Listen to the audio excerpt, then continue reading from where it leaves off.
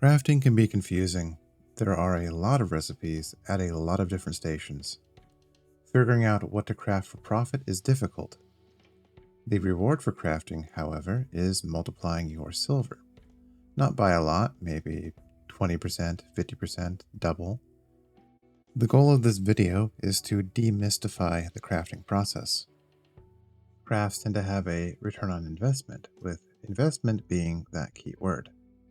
In this video, we will go over the formulas, basic crafting, refining and refining adjacent crafting, bonus resource return rate bonuses, normal markets and the black market, some tools you can use to streamline the process, and a couple tools that can straight up tell you what is good to craft using the previous tools, which includes something I built.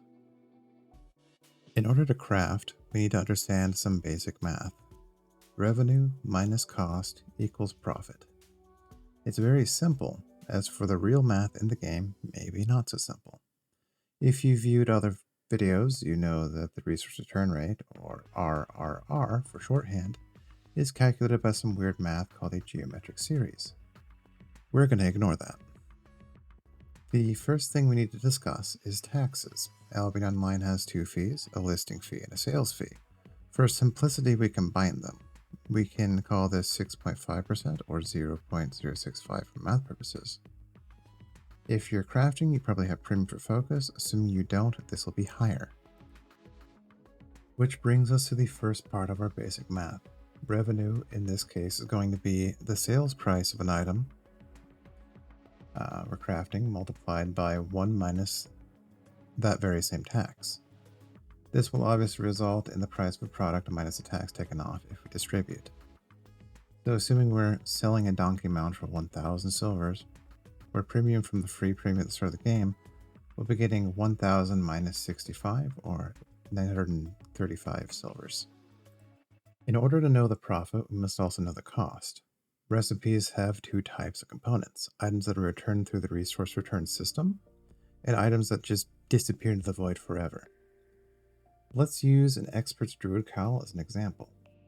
Expert Druid Cowl has 8 ornate cloth falling to the first category, and an artifact, Expert Druidic Preserved Beak, falling into the second. Normal Royal City resource return rate is 15.2%. That means if we craft this item, we will be getting on average 15.2 of the 8 ornate cloth back in our inventory.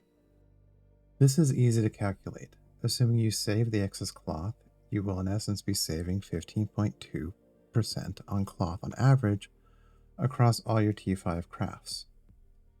For resource return rate enabled crafting components, the cost ends up being the quantity multiplied by the price multiplied by 1 minus the resource return rate.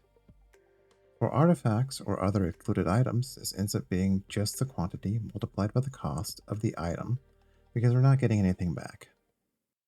We have one more cost, nutrient cost. There are two ways to go about paying this. You can feed the building yourself, in the cases where you own the building, such as when you're in a guild, or you can pay silver to the dastardly crafting station cartels that run the royal cities. The first is the most efficient, as you can get more resource return rate from hideouts compared to royal cities, but you need to transport goods back and forth between hideouts and the market, passing through PvP zones to benefit. So how do we calculate the second? Put simply, the silver cost of the nutrients for the craft is the silver cost per 100 nutrients of the station multiplied by the item value of the result multiplied by the quantity of the result divided by 20 divided by the result of 400 divided by 9. That was a lot. Anyways, let's put it all together. Let's say that our cowl goes for 10k. The 8 cloth is 125 a piece for simplicity. The artifact costs 1,000. The item value is 256. I don't think it's actually that. And the station we plan on using is 400 silver per 100 newts. Well, the profit then is equal to 10k times 1 minus the tax minus 8 times 125, which is 1,000, times 1 minus the RRR, which is 15.2 by default, minus 1,000, minus 400 times 256 divided by 20, divided by the result of 400 divided by 9, which comes out to 7,389 silver profit, which would be insane, but all these numbers are made up. Now, what if I told you that there's a second formula? There's a second way to think about crafting. I know you're already done with this mentally. So imagine you're crafting at a 50% resource return rate. You get back 50% of the resources on average, right? For example, if you spend 8 cloth on a hood and you get back 4 cloth. So in theory, if you had 80 cloth, you could craft 10 hoods, which would give you back 40 cloth, which you could craft 5 hoods, which would give you back 20 cloth, allowing you to craft another 2.5 hoods. In essence, we're multiplying the output by 2 with a 50% return rate. Now, this scalar can be expressed as a summation from 0 to infinity of 1 divided by the resource return rate. This actually has a closed form. You can calculate this easily with 1 divided by the result of 1 minus resource return rate. For crafting, this usually isn't particularly useful because you would need 1 divided by 1 minus RRR times the artifacts to craft that amount of gear. But for refining, this is incredibly useful because with focus in the correct city, the resource return rate is actually 53.9. Now, 1 divided by 1 minus 0.539 is about 2.17. So with focus, if you spam craft, you're getting 2.17 times the expected product. Since we're no longer viewing resource return rate as saved resources, but rather more product, our formula now looks something like the product of revenue, 1 minus tax, and our new scalar term, minus the base cost of ingredients, minus the cost of excluded ingredients, times the term, once again, our new scalar term, if excluded ingredients exist in the recipe. Now, I've already explained how hideouts can boost crafting profits through a higher resource return rate and potentially less loot cost, but there's actually 2 other ways to do so from the relative safety of the yellow zones. The first is city bonuses. These can be found on the shard map in the top right, here. These boost resource return rate by changing that previously mentioned geometric series somehow. I recommend just checking the crafting station or wiki so you don't need a minor in mathematics to figure any of this out. The second way is through daily bonuses, which encourage players to craft on specific days. This daily bonus combos with both of the previous boosts for extra resource return rate. The wiki for the game with specific resource return rate values based upon city bonus and daily bonus is linked in the description below. There are actually 2 more ways to get resources returned: focus and journals. Focus is a limited resource given to people who have decided to pay to win. This limited resource is given to subscribers at a rate of 10,000 per day. There is a cap of 30k, which encourages subscribers to occasionally spend their focus points. Focus can be spent on nurturing crops or aminals on the player island, wasting silver through the study system, and of course boosting your resource return rate. The overall focus cost per item is based on the specialization that you have in whatever you're crafting. According to the wiki, specialization can scale the cost all the way down to 6.25% of the base cost at no specialization. Journals are seen as another facet of resource return rate. The journal system involves filling up an empty journal by earning fame while holding it in your inventory to gain back some of the base materials by handing it off to a laborer.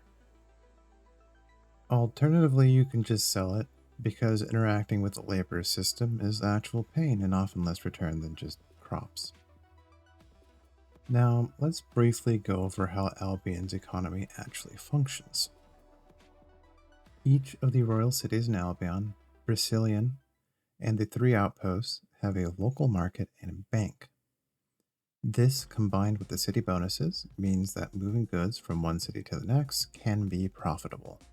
As an example, fiber is prevalent in the swamp biomes like those around Thetford, but refining into cloth is better done in Limhurst for a bonus to resource return rate.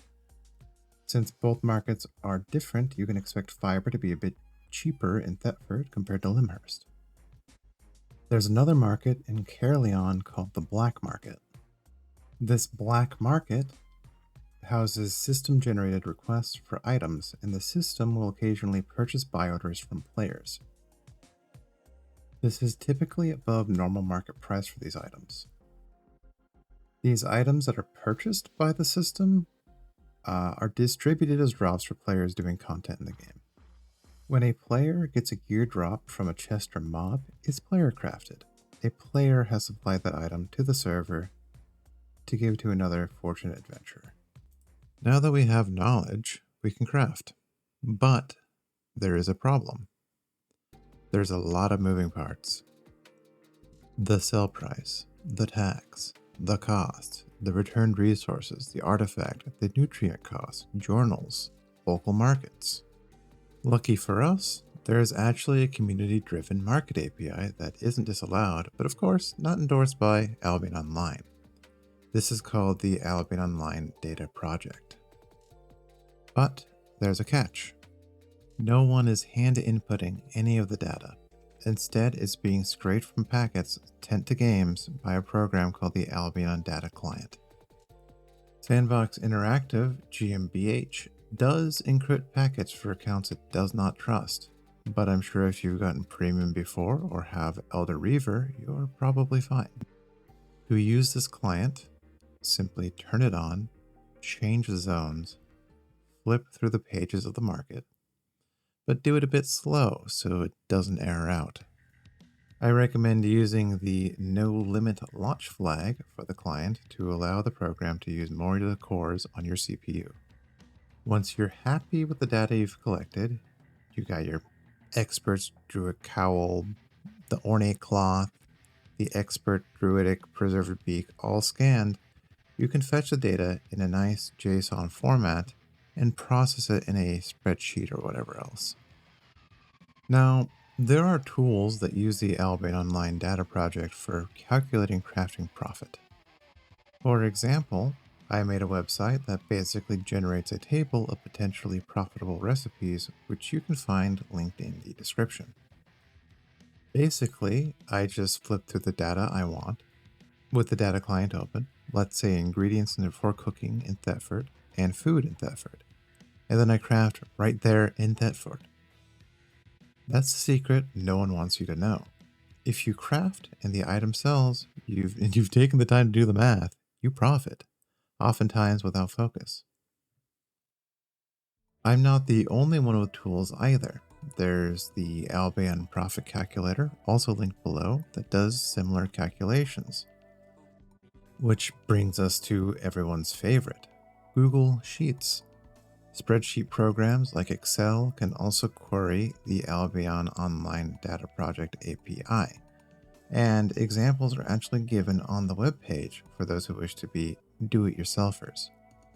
It's not particularly difficult if you are comfortable with spreadsheet programs. Now, let's end with an example. First, I decide on a category. I went with cooking. Then I scan the relevant items, farming products, cooked products, fish, and of course, cooked food. Then I check my preferred tool to find a profitable recipe, in this case, a rushwater lurcher sandwich. Finally, I craft the item. This item has no excluded components, so I can craft extra. And finally, I list the items on the market. After waiting a little bit, someone has purchased my sandwiches and is well fed and happy.